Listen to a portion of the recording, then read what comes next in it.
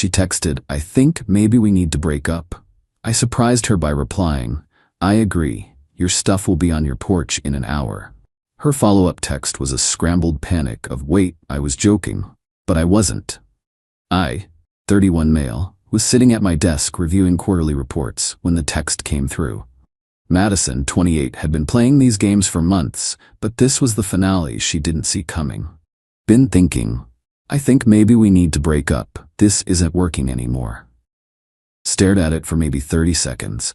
Not shocked, not hurt, just relieved. She'd been pulling this manipulation tactic every few weeks, usually after not getting her way about something. Last time was because I couldn't take a day off work for her friend's random Wednesday pool party. But this time I was done playing.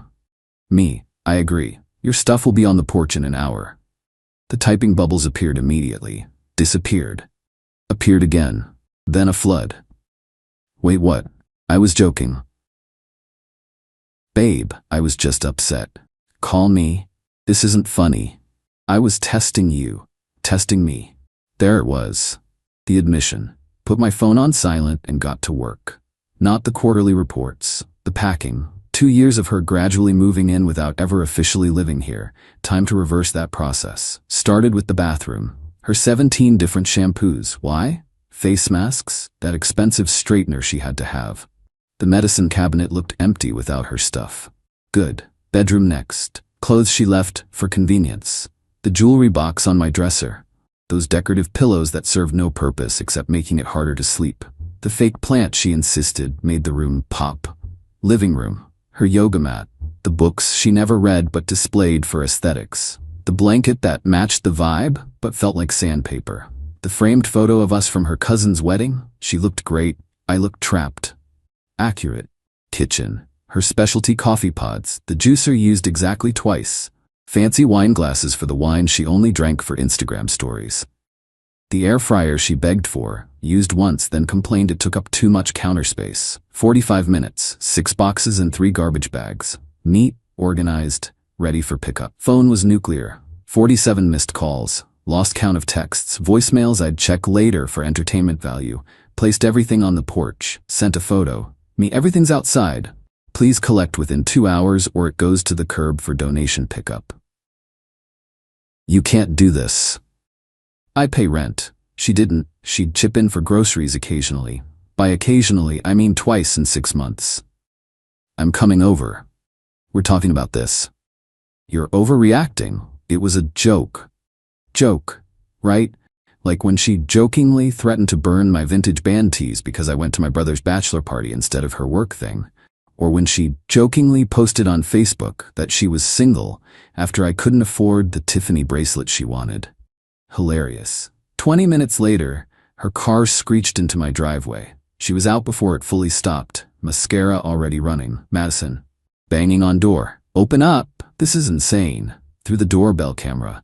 "Your stuff's on the porch. Please take it and go." "I'm not leaving until we talk." "Then I'll call the police for trespassing. Your choice." She grabbed the first box and threw it at my door. Class act. Then sat on my porch steps and called reinforcements. Speakerphone because of course. Her mom. "Sweetie, what's happening?" "Mom, he's throwing me out. Over a text." Her mom. "What did the text say?" Madison. Pause. "I maybe suggested we break up, but I was kidding." Even through the phone, the silence was deafening. Her mom. "Madison Grace, you didn't. It was a test. To see if he'd fight for me." Her mom. Heavy sigh. "Come home. We'll talk." Plot twist. Her mom was on my side. Love that for me. But Madison wasn't done. Oh no, this was just Act 1 of the entitlement show.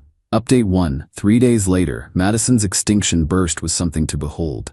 Day 1 was denial. Day 2 was anger. Day 3 was bargaining with a side of stalking. First, she tried the classic, "I'm pregnant" move. Text arrived at 2 a.m. "Madison, we need to talk. I'm late." Late for what? My period. I might be pregnant. Me. Interesting. You've been on birth control for years. Also, we haven't been intimate in 3 weeks because you said I was emotionally unavailable. Birth control fails. Sure. Take a test. Let me know. If positive, we'll handle it through lawyers. You're seriously gonna make me do this alone? You broke up with me, remember? Your decision. Radio silence. Shocker. No pregnancy. Then came the social media assault. Posted a crying selfie with, when you give someone 2 years of your life and they throw you out like trash over a misunderstanding. Her friends swarmed the comments. Men are trash. You deserve better, queen. His loss, babe. But some mutual friends knew the real story. My buddy Carlos commented, didn't you break up with him though? Madison deleted the post within an hour. Next, she tried the possession game. Claimed I had things of hers I didn't return. Her grandmother's ring never existed. A laptop charger, it was mine. Sentimental items, be specific or shut up. Money I owed her, for what? Sent one text, everything you left here was on the porch. You threw a box at my door, then left with it all. I have doorbell footage. Stop. Then she escalated to workplace drama. Yeah, she went there, called my office pretending to be from my doctor's office about urgent test results. Receptionist put her through to my cell, recognized her voice immediately. Me, impersonating medical staff is illegal, Madison. I needed to talk to you. This is harassment. Next contact goes through lawyers. You can't threaten me. I know your secrets. What secrets? That you. Your browser history? My football highlights and cooking videos? Terrifying. She hung up, but the peak entitlement came when she showed up at my gym. 6 a.m. I'm mid-bench press when I see her talking to the front desk, pointing at me. Gym staff. Sir, this woman says she's your girlfriend and lost her key card? Ex-girlfriend. We broke up 4 days ago. She's not authorized. Babe, don't be like this. Me. She texted me breaking up. I agreed. Now she's following me. Security got involved. She was escorted out. Membership flagged. She screamed about me, ruining her fitness journey. Girl hadn't been to the gym once in 2 years of membership I paid for. That afternoon, got a call from her friend Brittany. Brittany, you need to take Madison back. Me, why? She's sleeping on my couch and crying constantly. It's been 3 days. Sounds like a you problem. She made a mistake. Everyone tests their relationships. Healthy people don't. She's threatening to do something dramatic. Like what? She bought a plane ticket to her ex's city. Cool, hope they're happy. You're heartless. I'm single. By her choice. The ex-boyfriend move was pure manipulation. She wanted me to panic, beg her not to go, fight for her. Instead, I blocked her on everything and went about my life. Update 2.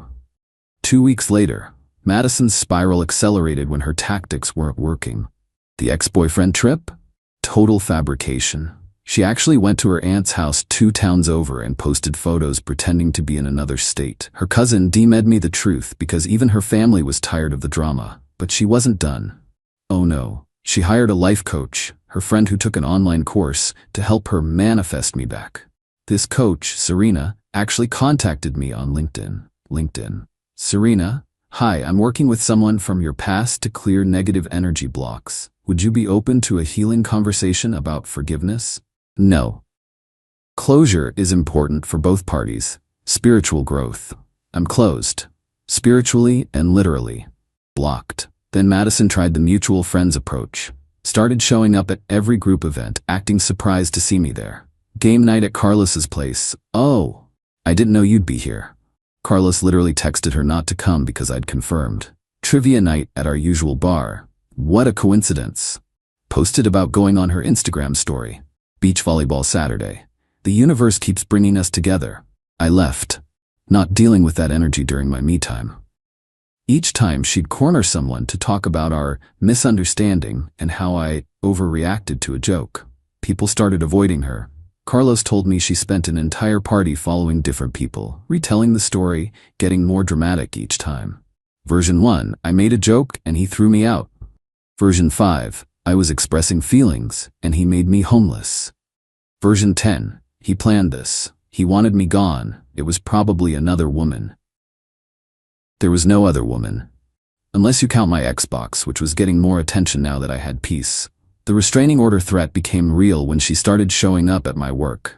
Not inside, she'd learned that lesson, but outside, sitting in her car, waiting for lunch break, holding a sign that said, "Let's talk." Security noticed, HR got involved, they offered to call police. I said next time. Next time was the next day. Sign now said, "You can't ignore love." Police were called. She got a warning. I filed for a restraining order. But the absolute peak entitlement? She sent her new boyfriend to talk to me. Yeah, she found some guy named Trent on a dating app, convinced him I was the villain, and sent him to man up and confront me. This poor dude shows up at my door, puffing his chest. Trent, you Madison's ex?